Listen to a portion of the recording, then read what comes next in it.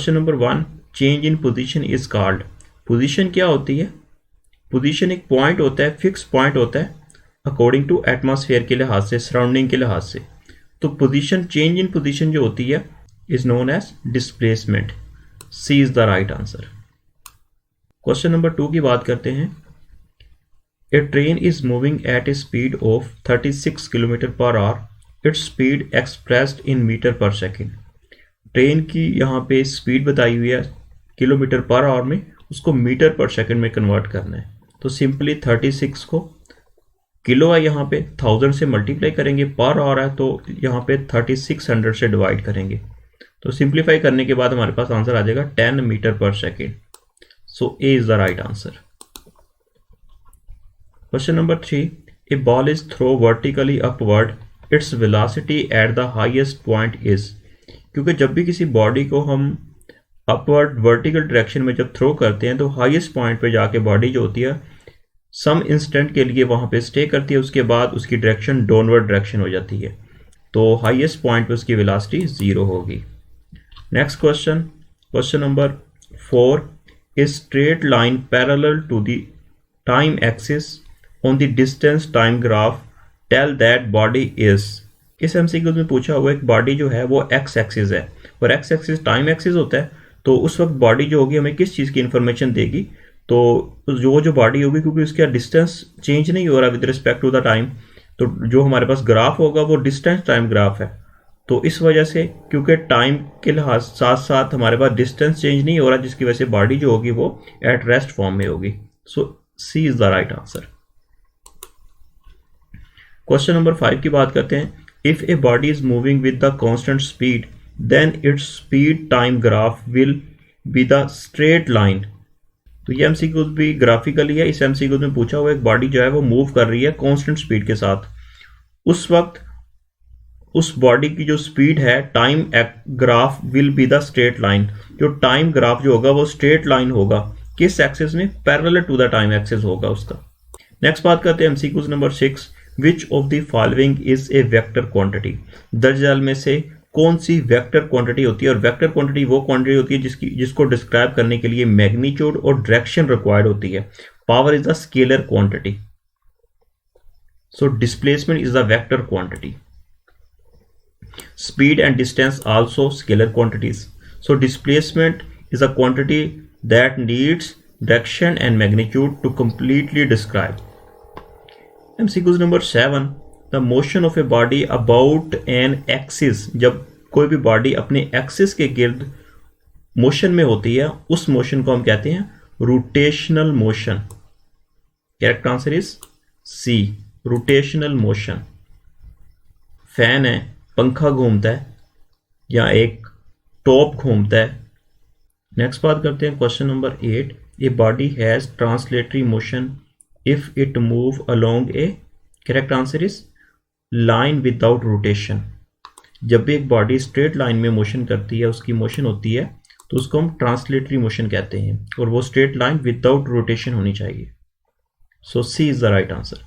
Question number 9, the independent variable is taken on dash in a graph. जब एक graph plot करते हैं, अमूमन 2 डिमेंशनली पेज के ऊपर ग्राफ प्लॉट करते हैं, तो उसके 2 एक्सिस टेकन करते हैं, X axis and Y axis. तो जो इंडिपेंडेंट वेरिएबल होता है उसको हम किस एक्सिस कंसीडर करते हैं? तो उसको हम एक्स एक्सिस कंसीडर करते हैं। सपोज डिस्टेंस टाइम ग्राफ, तो टाइम को एक्स एक्सिस टेकन करते हैं। इसी तरह वेलोसिटी टाइम ग्राफ के अंदर टाइम जो होगा वो एक्स एक्सिस होगा और वेलोसिटी जो होगी वो वाई एक्सिस होगी। Next question number 10, a graph represent the relation between. जब ये ग्राफ प्लॉट करते हैं तो किन क्वांटिटीज के दरमियान रिलेशन डेवलप करता है? जो रिलेशन के बारे में बताता है वो 2 क्वांटिटीज के दरमियान, जैसे velocity time graph, distance time graph. तो 2 क्वांटिटीज के दरमियान जो होता है ग्राफ रिलेशन डेवलप करता है। Next question number 11, in equations of motion acceleration is considered to B.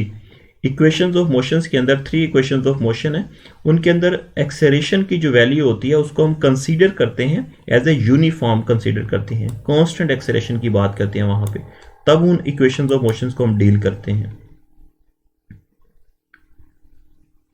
It means के जो बॉडी मूव कर रही होती है वो यूनिफॉर्म वेलोसिटी के साथ मूव कर रही होती है, कांस्टेंट वेलोसिटी के साथ मूव कर रही होती है, इस वजह से यूनिफॉर्म एक्सेलरेशन होता है वहां पे। ये हम सपोज करते हैं, कंसीडर करते हैं उन इक्वेशंस और मोशंस को सॉल्व करते हुए। Question number 12, the value of the G is, small G की वैल्यू ग्रेविटेशनल कांस्टेंट की जो वैल्यू है वो कितनी होती है?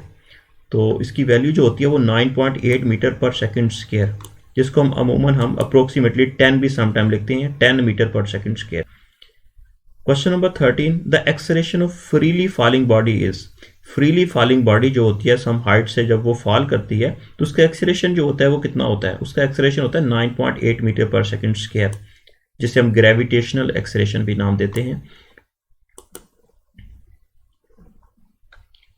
Next question number 14, Galileo was a scientist from, Galileo जो था ये साइंटिस्ट किस कंट्री से बिलोंग करता था?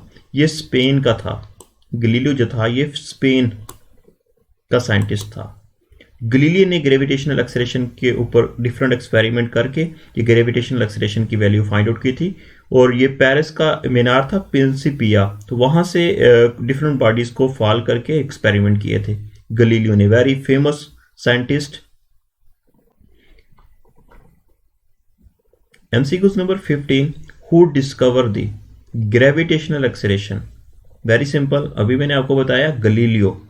Question number 16, if the velocity is increasing then acceleration will be the, अगर वेलोसिटी जो है किसी बॉडी की इंक्रीज हो रही है उस वक्त एक्सेलरेशन के ऊपर क्या इफेक्ट पड़ेगा? इट मींस वेलोसिटी और एक्सेलरेशन का क्या रिलेशन है?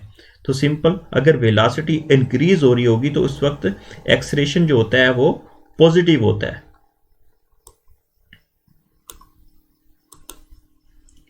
Question number 17, by dividing the displacement of a moving body with the time we obtain the, तो जब हम डिस्प्लेसमेंट को टाइम से डिवाइड करते हैं, d/t करते हैं, तो उस वक्त हमारे पास वेलोसिटी की वैल्यू आती है। Rate of change of displacement is known as velocity, simple definition of velocity.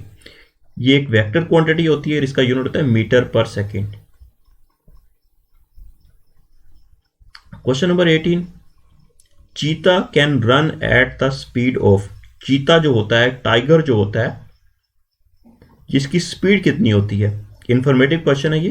तो इसकी स्पीड होती है 70 kilometre per our, 70 kilometre per our is the speed of the चीता। Question number 19, dash is required for representing the displacement? Correct answer is all of these. Displacement को represent करने के लिए, क्योंकि डिस्प्लेसमेंट एक वेक्टर क्वांटिटी होती है, shortest distance between the two points is known as displacement. Shortest क्योंकि ये होता है, इस वजह से इसकी जो होती है डायरेक्शन भी होती है, यूनिट भी होता है, इसकी मैग्नीट्यूड भी होती है, क्योंकि एक वेक्टर क्वांटिटी होती है, तो इस वजह से D is the correct answer. Next question number 20, distance is a, distance जो है एक स्केलर क्वांटिटी होती है। Distance is a scalar quantity, क्योंकि इसको डिस्क्राइब करने के लिए जस्ट मैग्नीट्यूड रिक्वायर्ड होती है, डायरेक्शन रिक्वायर्ड नहीं होती।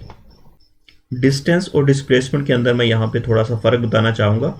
डिस्प्लेसमेंट जो होता है ये शॉर्टेस्ट डिस्टेंस होता है बिटवीन द टू पॉइंट्स, ठीक है, स्ट्रेट लाइन जिसको हम बोल सकते हैं। और जो डिस्टेंस होगा उसके अंदर फॉर एग्जांपल एक सिटी से दूसरी सिटी जा रहे हैं तो उसके अंदर डिफरेंट वहाँ पे टर्न्स आएंगे, मोड़ आएंगे, तो उस वहाँ वो जो गाड़ी डिस्टेंस कवर करेगी, और जो स्ट्रेट लाइन गाड़ी जा रही है फॉर एग्जांपल, तो वो जो गाड़ी होगी वो डिस्प्लेसमेंट कवर करेगी। Next question number 21, A freely falling object is an example of, correct answer is translatory motion. जो बॉडी स्ट्रेट लाइन मोशन करती है उसको हम कहते हैं translatory motion, without any rotation होती है उसके अंदर, मतलब स्ट्रेट लाइन मूव करना चाहिए कोई बॉडी, तो वो ट्रांसलेटरी मोशन उसको नाम देते हैं। Question number 22, which motion of the earth produced day and night, मतलब जो हमारी ज़मीन की मोशन होती है वो कौन सी मोशन होती है जिसकी वजह से दिन और रात बनते हैं? तो जो हमारी ज़मीन की जो मोशन है वो है रोटेटरी मोशन, अपने एक्सेस के गिर्द बॉडी घूमती है। जो बॉडी अपने एक्सेस के गिर्द घूमे उसको हम रोटेटरी मोशन का नाम देते हैं, जिसकी वजह से दिन और रात होती है। Question number 23, the motion of the objects is studied in, कोई भी ऑब्जेक्ट जो हैं वो जब मोशन में होते हैं तो उस स्टडी को क्या नाम देते हैं? उस स्टडी को मैकेनिक्स का नाम देते हैं। This is the branch of physics. Question number 24, a car start from rest, it mean इसकी इनिशियल वेलोसिटी क्या होगी? 0 होगी। After 20 second its speed is 25 metre per second. Final velocity 25 metre per second, time जो है वो यहाँ पे 20 second है। The distance covered by the car during this time is, simply यहाँ पे second equation of motion use करेंगे, s is equal to V I T plus half A T square. तो यहाँ पे आंसर आ जाएगा 250 मीटर। तो ये तो थे very very most important 9th class physics chapter number 2 के MCQs, फुल बुक के MCQs आप लोगों के साथ यहाँ पे मैं डिस्कस करूंगा। लेक्चर नंबर 2 था हमारा आज।